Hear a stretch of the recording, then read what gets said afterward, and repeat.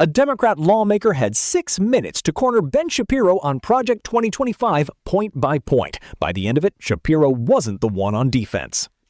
For joining us today, I think it is important that you're here as one of the leading conservative voices in the country. And the country has, in the last couple weeks, talked a lot about and Googled Project 2025. It's one of the most Googled search terms right now. And you're not going to get any censorship from me. So I just wanted to know, from your perspective, I think it would help us understand, on just like a scale of 0 to 100%, how much do you support Project 2025? I think, like President Trump, I haven't looked all that deeply at Project 2025, but it seems that Democrats on this committee, sort of like Peter Pan and Tinkerbell, if they say Project 2025 enough, their presidential candidate becomes alive again. And so, well, let's just talk about pieces of it, and I guess you can tell me if you support it. You probably want less bureaucracy, right? I do. I want less bureaucracy. You want more efficiency? I do. I want more efficiency. You want taxpayer money spent wisely? I do. Congrats on becoming a Republican. Yeah. Yeah. My parents would be proud. Mass deportations, it calls for that. Do you support that part?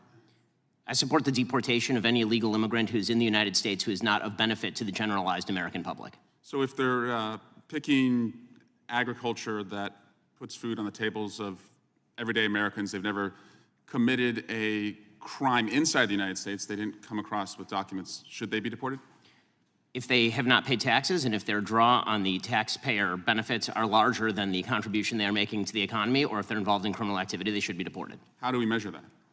The same way that the IRS measures my income every year. It seems like if the IRS can track down every aspect of every receipt that I've ever submitted, and so they can do so for hundreds of millions of other Americans, they can do that for illegal immigrants as well, except for the fact that no one knows how many are in the country thanks to this administration. So you would be cool with creating a system where they could pay those taxes if they wanted to, and then stay and work and put food on our table? It depends on how long it would take for them to pay the taxes, and they would also have to go presumably to the back of the line, although I'm not sure why I'm testifying about immigration policy at this point. How about banning the abortion pill? That's part of Project 2025. Do you support that part? I think that that's a state-by-state issue on a personal level. I'm just asking you. Sure, I'm a fully pro-life person, which means that I'm not in favor of the distribution of the abortion pill. Banning same-sex marriage, what about that part? I am in favor of traditional marriage between a man and a woman, and I'm perfectly fine with anyone having any sort of voluntary sexual arrangement they seek. That's a different thing from whether the government should attach benefits to that personal relationship. But you think it's a sin to have same-sex marriage? I mean, I'm confused. Are you asking me as a religious Jew what I think about biblically? I'm just asking, is it a sin to be gay? Is it a sin to be gay? I mean, how long do we have here? 2 minutes? I mean, if the basic idea is that sexual orientation is up for government regulation, I'm not in favor of the government regulating the private consenting sexual activity of adults. That is a different thing, once again, from whether the government ought to engage in actual benefits for particular sexual arrangements that adults make. But again, just you to me, is it a sin or not? From a religious Jewish perspective, orientation is not a sin, but activity is. That's also the same perspective of most major religions, so far as I'm aware. Okay. And how about cutting Social Security? Do you support that part of 2025?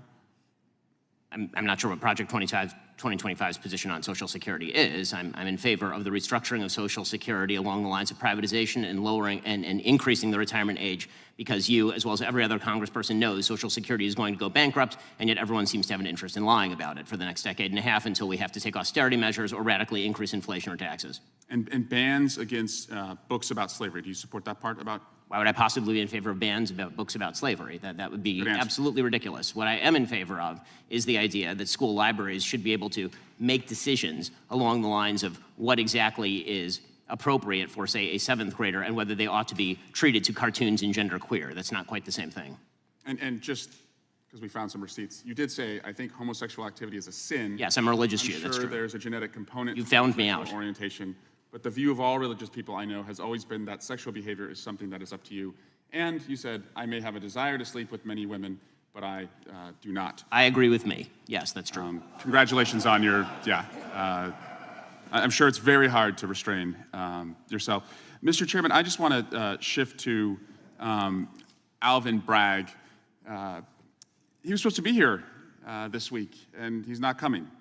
And Hunter Biden was supposed to testify. Now he's not testifying. We were supposed to have votes on articles of impeachment, and we didn't. And again, we're just wondering, you guys write great press releases, but the payoff seems to never come. And so I guess we will keep waiting, and we'll do hearings like this. And finally, Chairman, you cannot yell fire in a crowded theater, and that's a restriction on speech, as you have recognized before.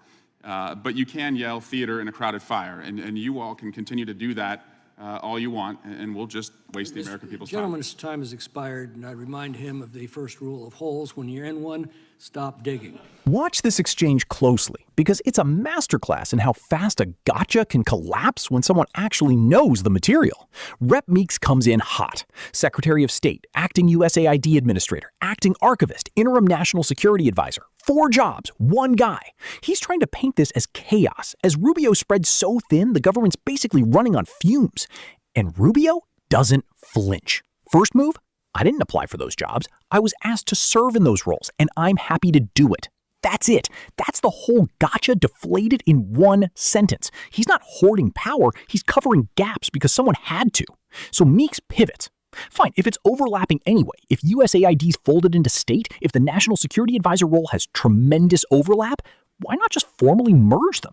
Sounds like a clean argument, right? Here's where it falls apart. Rubio, you would have to pass a law to do that. Translation, this isn't Rubio unilaterally hoarding titles. This is a temporary breach, and permanently restructuring federal agencies isn't something a cabinet secretary can just decide on a whim.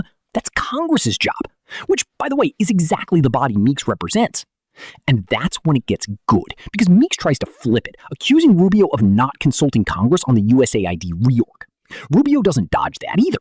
16 letters, 7 briefed, 4 answered in writing, 5 more just before the hearing. He didn't say no comment. He said, here's the receipt log, in real time, off the top of his head, in a hearing room, under pressure. So let's be honest about what actually happened here. Meeks walked in trying to frame Rubio as an out-of-control power grab. Rubio walked out having shown he didn't ask for the extra rules. Permanently merging them isn't even legally his call to make, and he's been more responsive to Congress than the framing gave him credit for. That's not chaos. That's someone doing 4 jobs during a transition and still keeping receipts on every letter Congress sent him. Meeks came for a viral clip. He left having handed Rubio the moment instead.